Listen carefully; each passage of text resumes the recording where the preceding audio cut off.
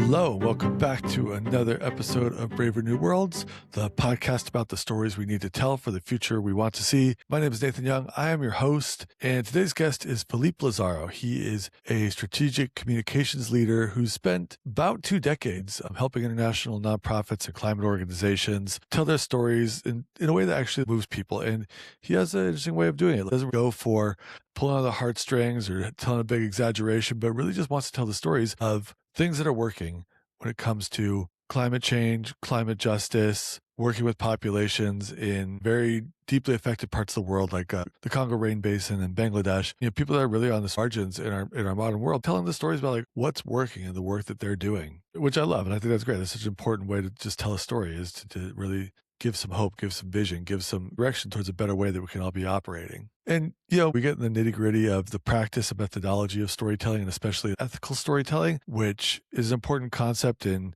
Western-based aid or nonprofit world or any kind of benefit organizations that are working with other parts of the world or even more marginalized people than the representatives of the organization. It's essentially who gets to tell the story and making sure that the story you tell well represents the people for their own sake and isn't just about exploiting the stories of people that are in difficult situations for the sake of your own fundraising. And so we also dig deep into the craft of storytelling, which is fun for him and I to really dig into this and share some of the tips and tricks and structures that we all use in the way that we both use in the way that we approach storytelling, and talked about like just the hidden structures behind every story you've ever heard and how that translates into how we see the world and how we see ourselves in the world too. So if you are a storyteller or a person involved in trying to make the world a better place and want to shore up on your own storytelling skills, this is going to be a great episode for you. So let's get into it. Philippe Lazaro, welcome to the podcast. Hey, thanks for having me, Nathan.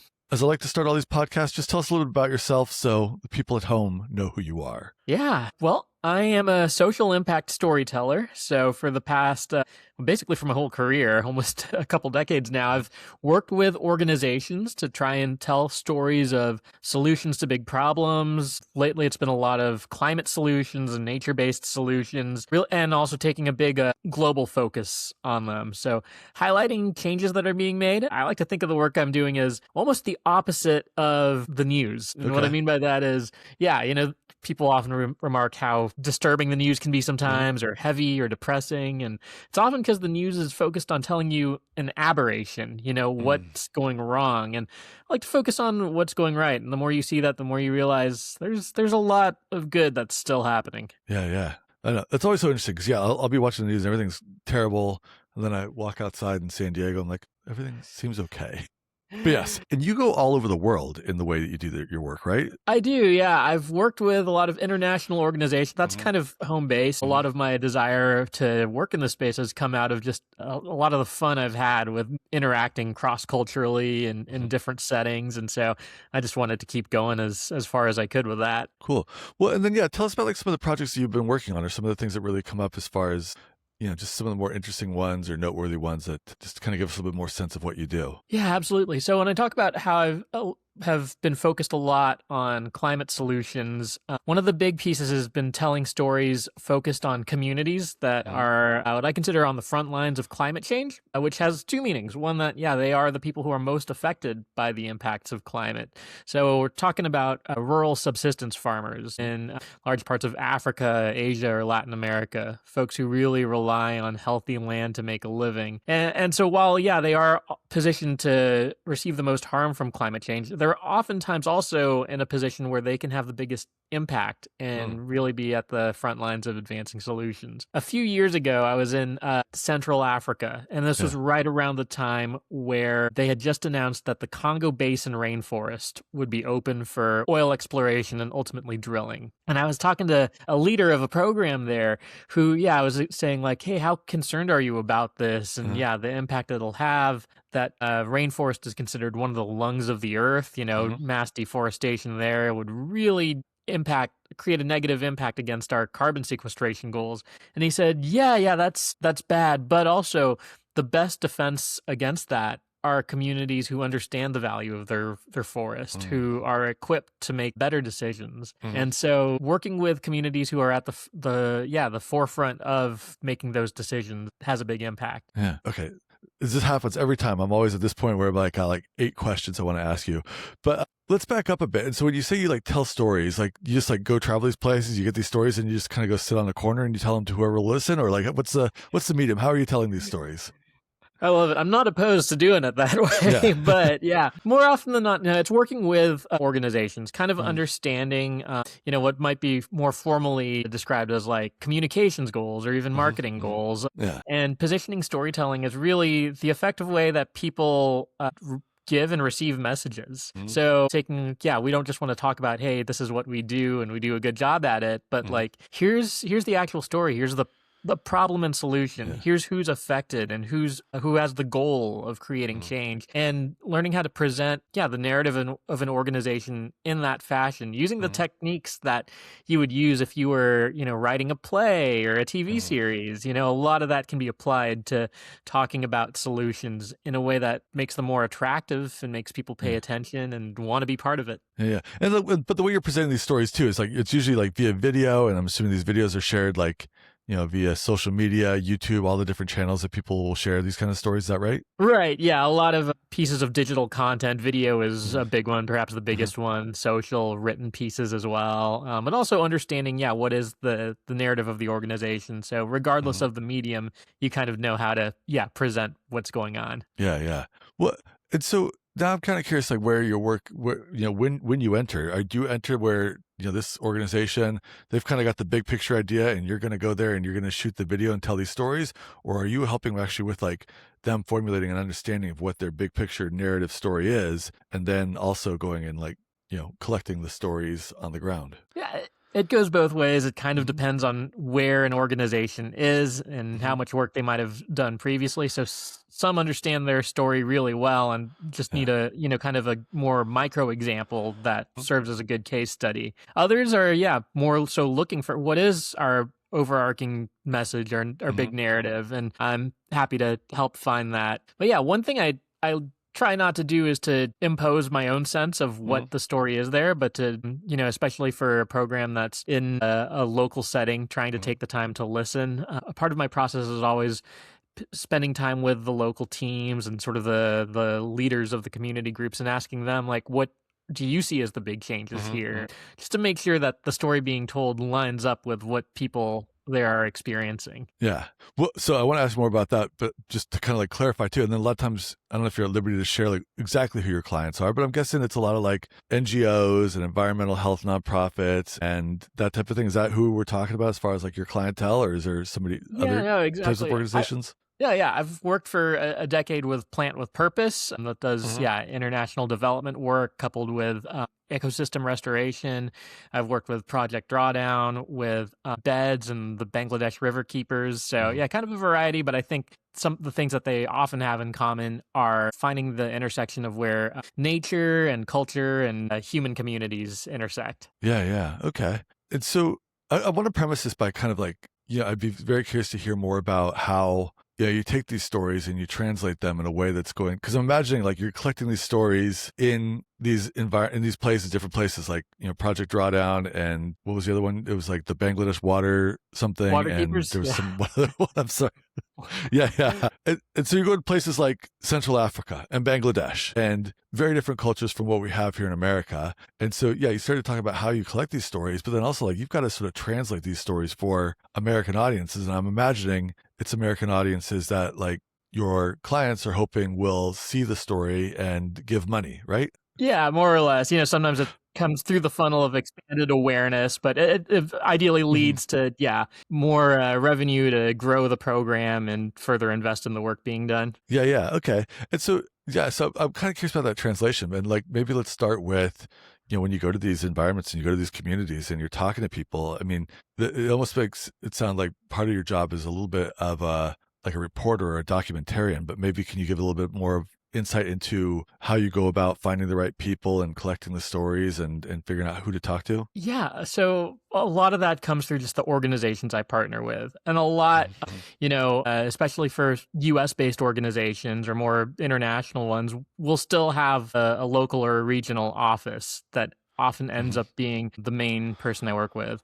I've also started as part of my process. I've tried to work more and more with local creative teams. So early on, I have a lot of friends who are skilled filmmakers and really good with cameras and everything. And so, I used to invite a lot of people to join me on storytelling trips, on media visits. But increasingly, I started trying to source more local creative talent to the country that I'd be working with. And this brought several advantages. One is just, it's nice to be able to invest in sort of the creative infrastructure of the place that I'm going to and support the talent that's there that doesn't always get the same ease of opportunity. But the other big advantage is the way that also helps mitigate the cultural barriers that are there. Having someone who can work the camera while also speaking the same language as the subject, who can explain how the materials are going to be used, makes for a much better process around ethical storytelling and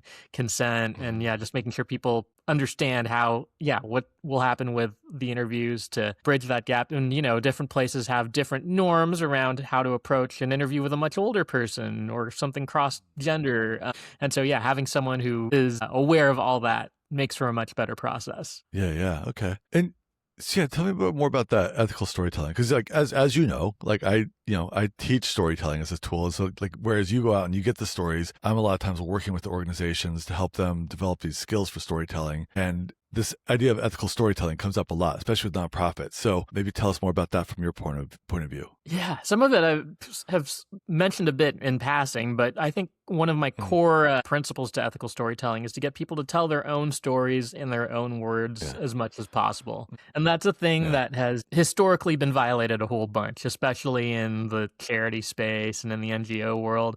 There's a lot of expectations that people bring to that sort of material already that oftentimes you're it's like that blue dot effect. When you tell someone to look for the blue dots, they see them everywhere. But if you don't mention that at the beginning, you don't. So, oftentimes having your preconceived set of notions as to what to expect can alter the story that ends up being told. So I try and, let as much of it as possible come from the person who has lived that experience. And my role is in facilitation and translation. And if there needs to be some context provided to make sure it can be fully understood. But I want to, as much as I can, keep the story, of course, keep that person's personality. I think a lot of times you see sort of a making generic of people who are featured in these sorts of videos. And I don't want that. Everyone I've met has personality quirks and different desires and goals, and I don't want that to get washed over.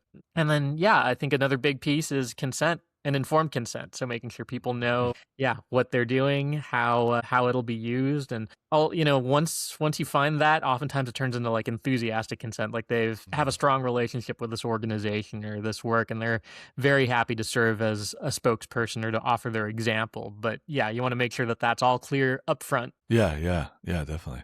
I always think, it's so interesting that piece of how that culture has shifted, and to where, we don't just, it's almost cringy now when you could tell it's just somebody that looks like me telling the story of people in a different part of the world. And so it's just going to see that shift happen. And I'm glad there seems to be some awareness and, traction in people or in organizations trying to be proactive about making that shift too. Yeah, that awareness has definitely grown over the past, 10, even 20 years of just seeing how the way people communicate evolves, and, honestly just more calling out of times where it's harmful or not done right. But there's still, a ways to go. And, some things I like to think of as outdated are not quite as outdated as I'd hope they'd be by this point. Yeah. So the other thing that you said, I noticed in your bio, you talked about how you talk about solutions-focused storytelling too. And can you tell us a little bit more about what that means? Yeah, absolutely. I actually had the chance to give a TED Talk on this. So this is another one of my big, thesis statements of what I do. But storytelling that's focused on solutions and storytelling as a solution itself. So I mentioned wanting to frame a lot of my work as the opposite of the news. And in that, rather than just focusing on the problems that are out there, highlighting that, these problems do have solutions. There's an interesting piece of data, a study that's done that shows people who are closer to, let's just pick an example like climate change, who work more closely with it, are a lot of times less pessimistic than those who aren't. And, working in the world of climate change, there are a lot of unpleasant realities. There's a lot of bad news, but I think there's something to also being closer to seeing that there are people who are not just taking it sitting down, who are organizing and advancing what they can. That gives you something more than just being stuck and feeling doom and gloom. And so when you highlight solutions, you do several things. You highlight the work being done by people implementing them. So that gives them a chance to be found and to grow and to have people invest in them. You're also holding other folks accountable, saying like, these solutions exist. Why are we not doing this? And to highlight some solutions that are there, just kind of makes it more evident, like, here's something that could be done, that is being done in some parts of the world. Let's scale this up and let's grow it more. Yeah. That's just too. And I think part of where this intersects, like with a lot of work I do, is I try and get organizations to take on more of like a leadership role of like, this is the narrative that we're trying to put forward about like what the world could be or what we could be doing. And so a lot of my work is like coaching them to think on those terms of like how's the world going to change as a result of your work, and how can you like take a leadership role in that change? And I notice that a lot of organizations I work with, that's part of the discussion, is helping them like get to there of being like, I guess you're right. I guess we are kind of leaders in this. Like, is that part of something that you deal with also, or are they, a lot of organizations, they already kind of see themselves as leaders in the work that they're doing? Yeah, it varies from one org to another, but on the whole, I think that's the way to position it. You're by doing the work, you're also in the position of showing other people that this work exists, that it can be done, and how it should be done. And so it's important to do so in a way that is attractive to others, and that can become something to emulate. I know a lot of, I've worked with a lot of organizations that are humble, mostly as a positive thing, but sometimes it can get in the way of, not wanting to overstate your impact and things. And that's true. You want your claims to be factual, but at the same time, there's a extremely conservative approach towards understating things that I think is common in the sciences, and that's a lot that represents a lot of who I work with, of not wanting to make too big of a claim, and there's a time for that, but there's also a time to say like, here's what's possible. And right now, the way we're talking, we're casting vision, and we're showing what the world could be like if things were to go all the way. And so helping people feel more comfortable with that and understanding the spaces where it's time to lean into that. Yeah. Well, because there's nothing like, you don't want to like exaggerate or lie, but it's almost, or like overstate things, but you could be understated and say like, this is like one example of a bigger picture of this world that we're trying to create, and like multiply this times 1,000. And this is the kind of work that we're doing. And I think that's just such a valuable way to tell a story, but you have to have that bigger vision kind of built into the story from the get-go, right? Like that has to be part of how you're sharing it. And so I guess I'm curious too, like, so when, that is a part of the conversation you have with the organizations you work with, is like, what is the sort of bigger story that they want to tell? And are you sort of looking to fulfill that? Or are you a lot of times getting these stories and coming back to them and be like, here's a bigger story for you? Or both? I can go both ways. Yeah. If I see one, I don't hesitate to point it out, or to say like, I think that, there's a bigger narrative here. I imagine this is something you've experienced a lot. I've taken several, different variations of creative writing classes. And I'm actually writing a TV pilot class right now that I kind of just started taking for fun. But it's helping me learn more about my own day job work a lot. Yeah. And one of the big things is, you establish what a character wants, and it's often like, oh, they want to get a job, they want to solve this problem, but it's always never about the job. If the characters want is money, it's never actually about money. It's like, what does that enable? What does that mean to them? And so, that mindset translates into this work pretty well. It's never just doing a beach cleanup. There's more to it. It's like stewardship of the land. It's your relationship with nature. So trying to always take things beyond the immediate like symbol of what's important, and making sure it's just the gateway into that meaty substance. Yeah, totally. As much as I love doing this podcast, sad truth of it all is that doesn't pay the bills. It actually costs me money to make this podcast. That's okay. I love doing it, so we're doing it. So what does pay the bills for me is I help individuals and organizations leverage the power of storytelling for leadership and persuasion. This is the work I do, and I want to tell you about it real quick here. For organizations, a lot of times the work is very much focused on fundraising for nonprofits or developing a narrative strategy for the important messages that they want to get out in their campaigns. It can also be about developing leadership and communication skills amongst the team that you've already got working within your organization. For individuals, a lot of my work revolves around helping develop a narrative-based communication approach for those high-leverage career moments that come up from time to time, like giving a public talk, interviewing for a new position, integrating into a new role at a new company, or making the leap for yourself to jump into entrepreneurship, and how you talk about the work that you do with the external audiences there too. These are very much the moments that can have a huge impact on your career. And by utilizing storytelling and narrative, you can not only communicate a more resonant message about what it is you're doing, but also one that's going to stick. So if this is intriguing to you and you want to know more, you can check out my website, storycultureconsulting.com. I'll have a free tool on there that's available for download, or you can check out the show notes too. I'll have the same tool down there that you can grab too. Once again, that's storycultureconsulting.com. And now back to the show. So that's interesting that you're taking like the screenwriting classes. And so one of the things I'm just going to, I guess we'll be like going back and forth about how we talk about these things, if that's all right with you. Yeah.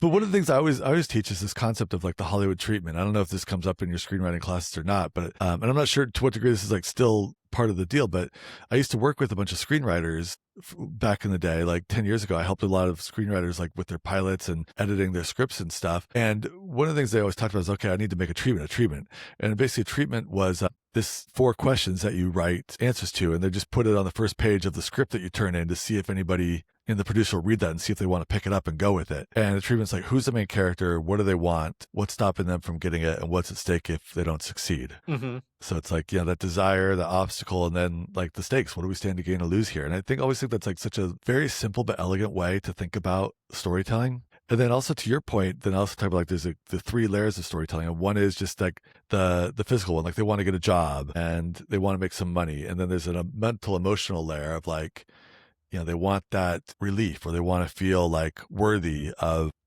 whatever that job or money gives them. And then there's like a sort of like deeper sort of philosophical, sociological, big picture layer of like, what does this say about our world and the rest of us, that the story that we're seeing through this one character here. And, and it's sort of like, it's such an interesting thing because on some level, storytelling, I say this a lot in my workshops too, like it's a pretty simple thing. We're all sort of like natural storytellers when we give it a shot. And if you look, like these formulas are pretty standard and pretty normal. Like you can watch any kind of TV show now, and you can very clearly see the way these things are done in the TV show. Mm-hmm.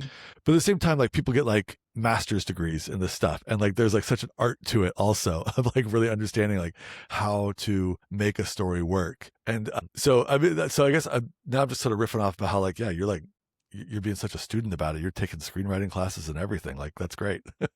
Yeah. Some of it, the opportunity kind of presented itself, but, I'm also kind of a believer in it. If you have an idea, it's worth exploring, right? You don't, yeah. Don't want to just let them phase out and expire. What's that saying? Like of how the cemetery is the most valuable piece of real estate because of all the ideas that are buried there that people never humored. So I think like, yeah, even if it goes nowhere, and odds are more likely that happened, at least it was given a chance. So yeah. Well, so here's the other piece too. Like I noticed in the information you sent to me ahead of time too. Like when we're talking about like this bigger picture, we have sort of similar missions in this regard too. Like you say, I would like to see storytelling play a stronger role in building a more sustainable world. And like, so you're doing that thing right there. Like you're not just like, telling stories. You're like trying to, using this as a medium to build us towards a more sustainable world. See, like you're doing it right there, right in the middle of your messaging. There we go.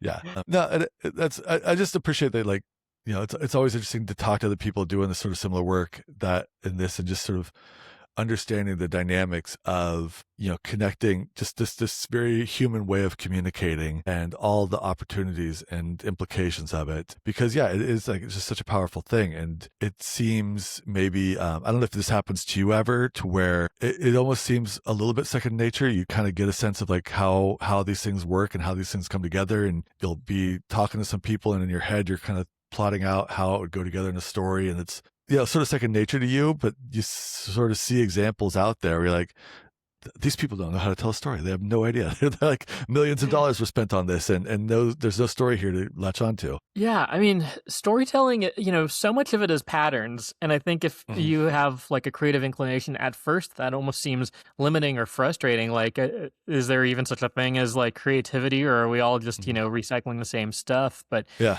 you kind of think of it like music is that way. You have the same set of scales and notes, and everyone just rearranges them a little bit differently. And you want to take it even further, like DNA is like that, like you look at another species and you're like, oh, you're like 95% of the same as us. And just those subtle differences are, add in so much color. So I've learned to kind of think like, okay, recognizing the patterns is fun. And then when you figure out, the slight variations, that's enough to make it an entire new thing. Yeah. So I'm curious to hear too about like, we're kind of leading into this, but just as far as like translating these stories of the people in these communities that you're talking to Western audiences, and probably like pretty comfortable Western audiences. What are some things that come up or like that you keep in mind as you're maybe talking to these communities, or like try to bring out as far as making that connection or translation? Yeah. Finding that point of connection is going to be a big one, that thing that does translate. So kind of what you were talking about, the want is never just the money. It's never just the job. There's always something more. Yeah. And so oftentimes when you're working, and let's just say the project is like clean water, what does that enable? And oftentimes it's like opportunities for women that weren't there before. That's something that, people in a Western audience can experience, maybe not to the same like set of circumstances, but that still exists in our world. The desire to want your kids or your grandkids' life to be better than you had it, that translates really well. And so, finding those bigger underlying desires are often the connective tissue. And then, the more immediate pursuit is just something that kind of adds a tangible layer to it. Yeah. I imagine that there's a lot of like context building you have to do too then, right? Where like, we take water so for granted here, right? It just comes out of the tap. And so you almost have to build in some context of like, that's not as automatic here. Right. Yeah. like clean water just doesn't come through. Is that challenging, or does that seem to kind of work itself out ever? Or? Yeah, it can be, but oftentimes I think it can be done more simply than a lot of times people try to. I don't want the story to turn into an academic lecture and lose a lot of steam that way. Yeah. So a lot of organizations have just shown the water that people have to drink. And that goes a long way in saying like, oh yeah, I wouldn't want to drink that or do very much with it, Yeah.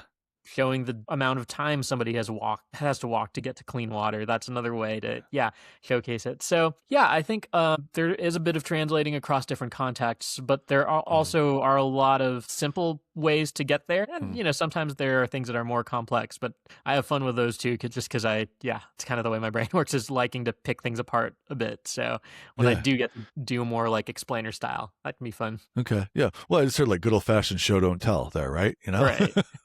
It's a good axiom. Part of the reason I asked too is like that's always my struggle personally. Like, and it's so easy for me to see that when I help other people with their stories, but when I try and tell my own, I go into so much backstory. I get so screwed up. But, so that's one of the things I'm getting out of this screenwriting class I'm in right now, is just like you can know all the rules, and it's still always harder to apply them to yourself, right? Yeah. It is interesting how like screenwriting, they do get so. I am impressed sometimes, like how quickly they'll sort of create the world, and they'll just find little clues of like how to do that sometimes. And obviously some do this like way better than others. Some will do that. What's that word for when they just sort of like tell you all the things in a way that's really lame and boring? Exposition. What's that word? What is it? Exposition? Just exposition, yes. Yeah. What? So the other thing I'm curious about too, like, I mean, how geeky do you get about this? Because one of the things, I was talking, just somebody else I hope to have on the podcast here later on, like she does about mythology and like the context of like storytelling and mythology and this sort of greater world building that comes from that, and how, so much of, and I think about this all the time too, like how so much of our way of telling stories, I mean, it's still like just been passed down this way for millennia, it's still like based on mythologies, but like, and I'll even say sometimes like the Marvel superheroes, that's sort of like our pantheon now, in a certain sense, like this is how we think about it. I don't know. And I guess I'm curious, like one, like do you geek out on it on this level, but the two, like, do you find that the way that other cultures like to tell their stories, like how well does that mesh with like a Western way of storytelling too? Yeah, no, that's a really fun space to geek out in because it combines my interest in other cultures and storytelling. Of course, I have disproportionately consumed like Western media so much more, so that's always going to be like an influence I can't totally escape from. But yeah, learning about other approaches. One example that I think was really fun to pick apart was there's a Japanese approach to storytelling called a Kishōtenketsu, I think. And it provides it's rather than, kind of that 3-act like rising climax falling action thing that you see in more Western storytelling, you see it more, there's a long introduction and then like sometimes past halfway through there's like just a further deepening or development of relationships or conflict, then a twist, then a conclusion. And it's a 4-act thing, so oftentimes the beginnings seem to take a long time before something really feels like it's going. If you've seen a lot of like Japanese films, you'll start to notice this even in like Hayao Miyazaki's movies. That's there. But interestingly, the movie Sinners did that. And yeah, that's where you get a lot of like setting and world building before they get to some of the higher stakes that happens there. And so you're starting to see, I think the typical Western 3-act becoming less of the only model and seeing other approaches pop up more and more. Interesting. Yeah. I worked with the Native American group on storytelling. One of the things that they told me about was how the way that they tell stories, and the people I was talking to, they weren't necessarily, like scholars in this or whatever. They were sort of speaking anecdotally of like things that they've noticed and understood based on what I was sharing. And they talked about how in a lot of their cultural stories, they remember that there's a lot of just like very like quick, tight cycles of the story. And whereas like we have like the hero's journey, and maybe hero's journeys take place in sort of smaller versions from like scene to scene. They talked about how like just there's just a sort of cyclical dynamic involved in all their storytelling, to a way that's like, they never saw like the broad sweeping story. It was always very much like centered on smaller cycles that I thought was so interesting. And one of these days I'm going to look up what that was all about. But yeah, to me, this is just like a off the cuff reaction, but to me, it feels like these overlay fairly well with like how different cultures perceive time. I think like a Western perception of time is very linear, beginning, journey, end. So many indigenous perspectives and Eastern styles, just see it more as cyclical. And, there's some African perspectives of like seeing time as maybe a little linear, but rather than something you're like just walking down this path, you're like walking backwards. So you're seeing like things reveal themselves to you as you go further. So anyway, you wanted to geek out. Yeah, totally. Yeah, there's some of that. Yeah, it's so interesting. Well, and then one of the other things I think about too is like, and part of how I share storytelling now is I talk a lot about how storytelling sort of like supplanted our instincts. And so, that's what we're animals, right? And so we have these instincts that we just want to like, we've got to eat, we've got to sleep, we've got to build relationships. But just because of the cognitive abilities that we developed as humans, we're able to almost, bump ourselves out of that instinctual loop, but we still needed some sort of like guiding cognitive tool to guide our behavior. But then also what gave us like the superpowers of like humanity is adaptability. And so as our ancestors spread out like Africa to Europe and Asia, they just encountered all these new landscapes. They had to figure out how to survive these new landscapes. And whereas, animals, they just have their instincts. They're going to do what they're going to do. And if it works in this new landscape, they survive. If it doesn't work in this new landscape, it doesn't work out. But our ancestors, they adapted, and that adaptation was basically like thinking in terms of stories or scenarios in their heads of like, what if I do this? What if I do that? What if I do that? Then also being able to like communicate that to each other. And so that was what enabled, our ancestors to spread around. But it also, even before that in the whole timeline, it also just enabled our ancestors to just, even in their own, the initial environments of like Africa or wherever. I'm being super vague with the anthropology here, but like, just to think of like, rather than an instinct, like a dog would see a rabbit and be like, I got to chase that rabbit. Our ancestors like, well, all right, like, should I chase that rabbit? Is there a better way I could get it? Is there a better way for me to get fed? And thinking through the stories that way. But it just, it was like kind of guiding that behavior and deciding like what is meaningful. And on some level, like if you think about it, it's just that very base way, and then think about how so much of what evolved after that was like folklore, mythology, religion, and these stories, but basically just like codifying behavior amongst societies and amongst cultures. And, all the way to like today, we just have stories, coming out of our computers, coming out of our phones. It's just our whole world is just stories and narratives, and like based around different entities, different organizations, different cultures, different societies, different people with power trying to implement what the reality is on all of us. And I was just riffing there. I don't know if you got any thoughts. Yeah, you're absolutely right. Yeah, it continues to be that way. While you were talking, I was just thinking of something very recent. I grew up in Philly, and so one of the pieces of Philly lore in the world of sports is you don't put your team's jersey on the Rocky statue that's at the art museum. And Ecuador just did that while playing their World Cup games in Philly, and it worked out the exact way all the Philly fans were warning them about. They lost to, who did they play? I forget, but it was a team that I thought they should have beaten on paper. So, yeah. Oh no. Wow, that's gonna like so that's an interesting cross-cultural story there now too, because now everybody in Ecuador is gonna be like the Rocky statue, like. Maybe, yeah, I don't know. It seems like the sort of thing where, yeah, I don't blame like Ecuadorian fans who maybe traveled up to Philly for the game to not know that very niche reference, but they might now. Yeah, like well, this is the first I've heard about that. So yeah, wow, what a trip.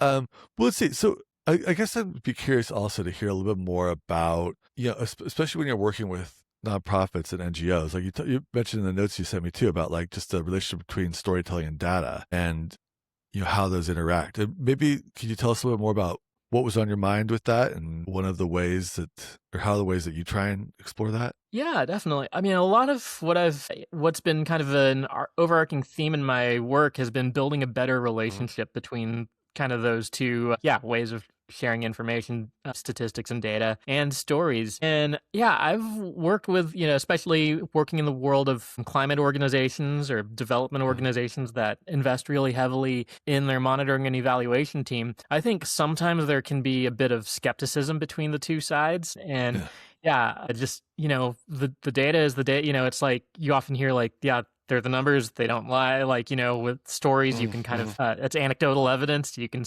cherry pick the best example, and you can.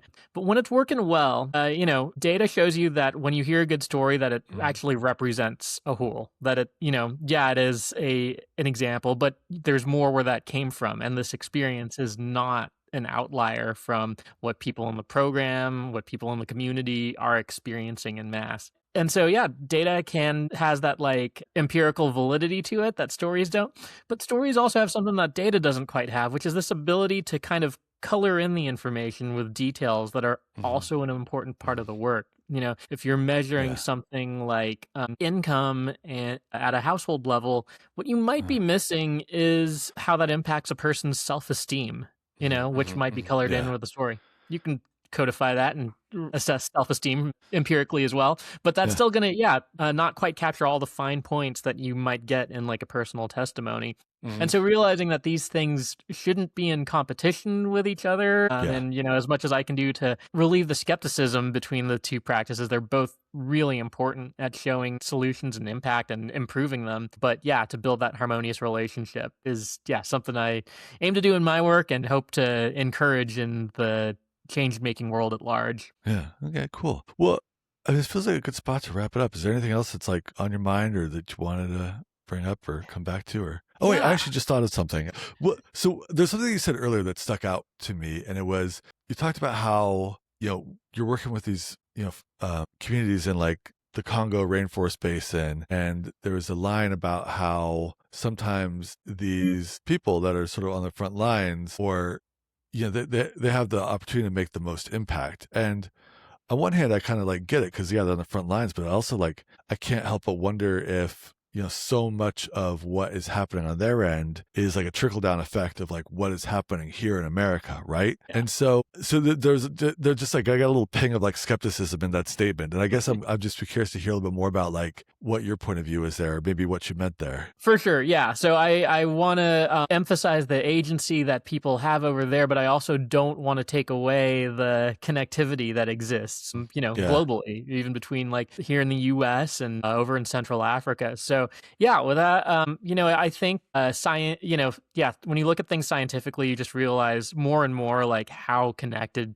pretty much everything is. And yeah, impacting some part of a system ends up impacting all of it. And yeah, our human systems are that way, right? Where you see that in public health and in economics and in, the way like the dismantling of USAID has, just impacted so many of these countries that I interact with, taking apart their health infrastructure and just leaving big gaps that suddenly need to be filled. So what I have recognized is that basically everything you do is part of the story. Everything you do has an impact. And so on one hand, it's good news that you don't have to worry, am I going to make a difference in my life? It's like by existing, you do, you can't add like a living thing into an ecosystem without it having some effect. So by virtue, you will make a difference. The bigger question is like what and how and in which direction. And so, I think that there's a Jane Goodall quote that runs parallel, but it's like, what do you have to decide is what kind of difference you're going to make. And so that matches my ethos. So no, we are participants in the story. In a different way than our friends in the Congo would be, but there's a connective tissue there as well. Yeah. Okay, cool. Well, awesome. Anything else you want to add right now, or good? Yeah, I think we're solid. Yeah, I'm cool. Always on the lookout for just other orgs and people who are looking for support with storytelling, or if you just want to geek out about very niche details and see how that fits into your own work, I'm happy to go there. So. So how can people find out more about you? And then tell us also, like, I think that we're going to try and offer something. You had an offer too, right? So how can people find you, and what was that offer? Definitely. So I'm at PhilippeLazaro.com is probably the easiest way to find me. And that just is like a portal for, my creative work and how to work with me and all the other things. So find me on there. And if, you find yourself in the position of being at an organization or with it that has been looking to, advance either ethical storytelling or to just figure out what your message is, I would be happy to hop on a call and see what we can do. Cool. Is there a name for like do you have like a media company organization, or just operate independently, or what? Banana Leaf? Okay, cool.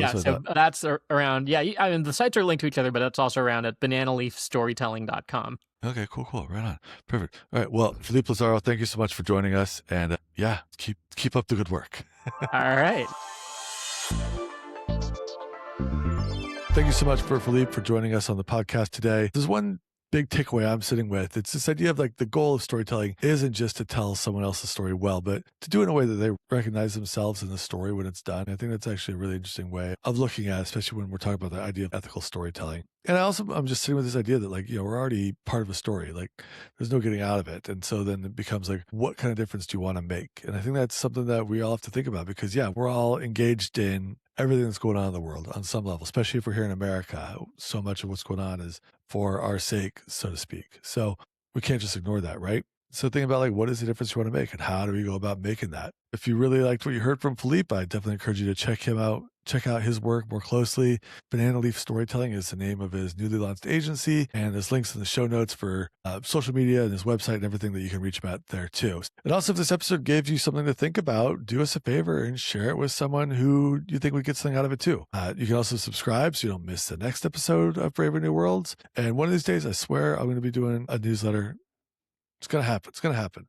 Anyways, in the meantime, thank you so much for listening. We really appreciate it and hope to see you on the next episode of Braver New Worlds.